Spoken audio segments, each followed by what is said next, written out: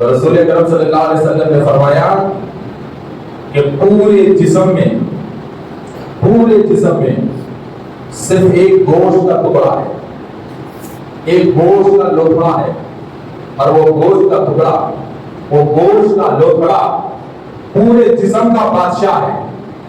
اگر وہ سلامت تو جسم سلامت، اگر وہ سلامت تو انسان سلامت، اگر وہ اچھا تو انسان اچھا، اگر وہ برا تو انسان وہ برا۔ تو رسول اللہ نے کہا کہ تم اس گوشت کے ٹکڑے کو قابو میں رکھو، تم اس گوشت کے ٹکڑے کو نرم رکھو، تم اس گوشت کے ٹکڑے کو سیدھا سادہ رکھو۔ تو پوچھا رسول اللہ کہ وہ گوشت کا ٹکڑا ہے کیا؟ تو رسول اللہ نے فرمایا کہ وہ گوشت کا ٹکڑا تمہارا دل ہے، وہ گوشت کا ٹکڑا تمہارا دل ہے۔ سب سے پہلے تم اپنے دل کو صاف رکھو، سب سے پہلے تم اپنے دل کو نرم رکھو، سب سے پہلے تم اپنے دل کو قابو میں رکھو اور اپنے دل کو لگاؤ۔ اب دل قابو میں کیسے رہتا ہے؟ دل قابو میں کیسے رہتا ہے؟ اور یہ جو دل ہے جو پورے جسم انسانی کو چلا رہا ہے، پورے جسم انسانی کو دل چلا رہا ہے، دماغ بھی اس کے تابع ہے، زبان بھی اس کے تابع ہے، ہر حرکت اس کے تابع ہے۔ تو سارا جسم اور ساری جسم کی حرکتیں جس دل کے تابع ہے، مسلمان کی نظر سب سے پہلے اس دل پہ رہنا چاہیے کہ میں پہلے اپنے دل کو قابو میں کر لوں گا، پہلے میں اپنے دل کو کنٹرول میں ڈالوں گا، اپنے دل کو لگام ڈالوں گا، اپنے دل کو مضبوط رسیوں سے باندھ دوں گا تاکہ میرا دل نہ بہکے۔ تو اب دل قابو میں کیسے رہتا ہے؟ دل کنٹرول میں کیسے رہتا ہے؟ تو صوفیہ کرام کا مشہور قول ہے، اور ہر خانقاہ میں دل کو قابو میں رکھنے کے لیے یہی تعلیم دی جاتی ہے کہ دل کو کنٹرول میں کیسے رکھنا چاہیے، دل کو قابو میں کیسے رکھنا چاہیے۔ تو صوفیہ کہتے ہیں کہ اگر تم اپنے دل کو لگام ڈالنا چاہتے ہو، اپنے دل کو قابو کی رسی سے مضبوط باندھنا چاہتے ہو، تو دو قسم کی رسیوں سے اپنے دل کو باندھ لو، دو قسم کی لگام اپنے دل کو ڈال لو تو دل قابو میں رہے گا۔ پوچھا وہ کون سی دو قسم کی رسیاں ہیں؟ جو دل سے جڑ جائے، جو دل سے لگ جائے تو دل قابو میں رہتا ہے۔ تو صوفیہ نے کہا کہ سب سے پہلے دل کی لگام کا نام ہے رزق حلال، یعنی کہ حلال کمائی کے تم عادی بن جاؤ، حلال کمائی کی رسی سے تم اپنے دل کو باندھو۔ اور دوسری رسی جس سے دل قابو میں رہتا ہے وہ ہے عبادت، وہ ہے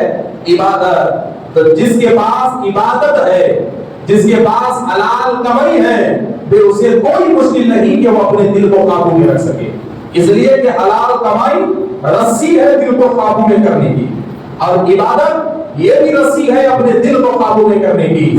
تو دل کسی انسان کا اپنے قابو میں نہیں آ سکتا۔ یہ دل ایسا ہے اور اتنا خطرناک ہے کہ دل گوشت کا لوتھڑا ہے۔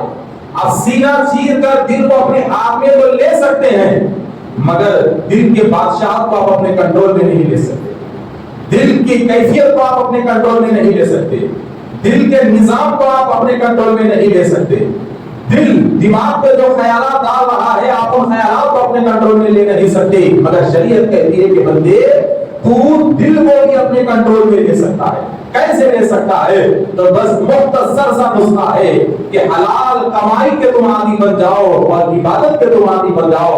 جب حلال کمائی اور عبادت کی دو رسیاں تمہارے دل سے جڑ جائے گی تو تمہارا دل قابو میں رہے گا، اور جب دل قابو میں رہے گا، دل جب گناہوں سے دور رہے گا، دل جب حرام لقموں سے دور رہے گا، تو دل سے جو اثر دماغ پہ آئے گا وہ صاف ستھرا اثر آئے گا، اور دماغ سے جو بولی زبان سے آئے گی وہ میٹھی بولی آئے گی، وہ میٹھی بولی آئے گی، برائی کا کوئی تصور نہیں ہوگا۔ تو حضرات محترم، تو آج جو ہماری زبان سے کڑوی بولی ہے نا، آج جو ہماری زبان سے کڑوی بولی ہے، آج جو ہماری دماغ سے اچھائی نکل چکی ہے، اس کی ایک ہی وجہ ہے، وجہ یہ ہے کہ ہمارا دل میلا ہو چکا ہے۔ مثال کے طور پہ دھول میں سے آپ توال کو نکالو، ایک دھول میں سے توال کو نکالو اور وہ توال سے منہ پوچھو تو وہ توال منہ صاف کر دیجیے؟ نہیں، جو دھول اس کے اوپر ہے وہی لگائے گی، الٹا صاف نہیں کرے گی۔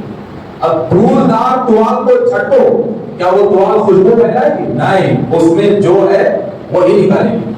اگر ٹوال صاف ہے اور منہ سے پسینہ پوچھو تو صاف ٹوال منہ کی گندگی کو دور کرے گی، نہ کہ صاف ٹوال منہ کو گندا کرے گی، منہ کو گندا کرے گی۔ تو بس دل کا بھی معاملہ ایسے ہی ہے کہ اپنے عمل سے تم دل کو صاف کرو۔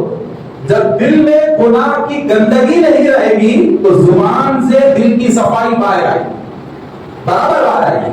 جب ہمارے پاس عمل ہی نہیں ہے، ہمارے پاس عبادت ہی نہیں ہے، اور دل میں گناہ کی گناہ، گناہ کی گناہ، گناہ کی گناہ، گناہ کی گناہ ہے، تو جب زبان سے اچھا بولنے جائیں گے تو ہرگز اچھا بولنے نہیں جائیں گے۔ وہ اس لیے کہ نیم کے جھاڑ سے کھجور پیدا کرنے کی توقع کبھی مت کرنا۔ نیم کے جھاڑ سے لیمولی ہی نکلے گی، اور نیم کے جھاڑ سے کبھی میٹھا رس نہیں نکلے گا، ہرگز نہیں نکلے گا۔